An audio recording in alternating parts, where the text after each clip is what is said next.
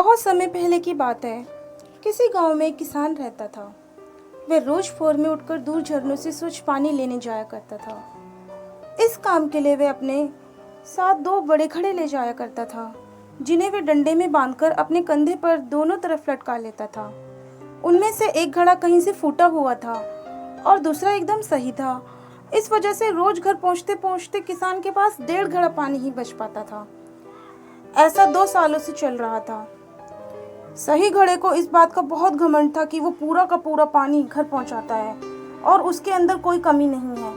और दूसरी तरफ टूटा घड़ा इस बात से बहुत शर्मिंदा रहता था कि वो आधा पानी ही घर तक पहुंचा पाता है और किसान की मेहनत बेकार चली जाती है। और एक दिन उससे रहा नहीं गया। उसने किसान से कहा, मैं खुद पर बहुत शर्मिंदा हूँ और आपसे क्षमा मांगता हूँ। किसान ने कहा, क्यों? तुम इस बात से क्यों शर्मिंदा हो? इस पे घड़े ने कहा, शायद आप नहीं जानते कि मैं एक जगह से फूटा हुआ हूँ और पिछले 2 सालों से मुझे जितना पानी घर तक पहुँचाना चाहिए उसका आधा ही पहुँचा पाता हूँ। मेरे अंदर ये बहुत बड़ी कमी है और इस वजह से आपकी मेहनत बेकार होती रही है। फूटे घड़े ने दुखी होते हुए कहा। पर किसान को घड़े की बात सुनकर बहुत दुख हुआ और वह बोला, कोई बात नहीं, मैं चाहता हूँ कि आज लौटते वक्त तुम रास्ते में पड़ने वाले सुंदर फूलों को देखो। घड़े ने वैसा ही किया। वह रास्ते भर सुंदर फूलों को देखते हुए आया। ऐसा करने से उसकी उदासी कुछ दूर तो हुई, पर घर पहुँचते पहुँचते उसके अंदर से आधा पानी फिर से गिर चुका था। वो मायूस होकर किसान से क्षमा मांगने लगा। किसान ने कहा, शायद तुमने ध्यान नहीं दिया कि पूरे रास्ते में जितने भी फूल थे वो सिर्फ तुम्हारी तरफ थे।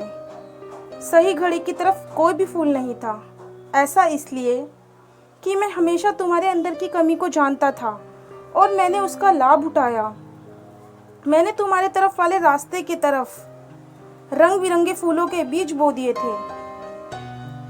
तुम रोज थोड़ा थोड़ा कर उन्हें सींचते रहे और पूरे रास्ते को इतना खूबसूरत बना दिया। आज तुम्हारी ही वजह से मैं भगवान को इन फूलों को अर्पित कर पाता हूँ और अपना घर सुंदर बना पाता हूँ। तुम ही सोचो, अगर तुम जैसे हो वैसे नहीं होते तो भला क्या मैं ये सब कुछ कर पाता? दोस्तों, हम सभी के अंदर कोई ना कोई कमी होती है, पर यही कमियां हमें अनोखा बनाती है। उस किसान की तरह हमें भी हर किसी को जैसा है वैसा ही स्वीकार करना चाहिए और उसकी अच्छाई की तरफ ध्यान चाहिए और बुराइयों को नेगलेक्ट करना चाहिए। दोस्तों, इसी तरह की और भी कहानियों के लिए मेरे चैनल को लाइक कीजिए, सब्सक्राइब कीजिए, अपने फ्रेंड्स को शेयर कीजिए।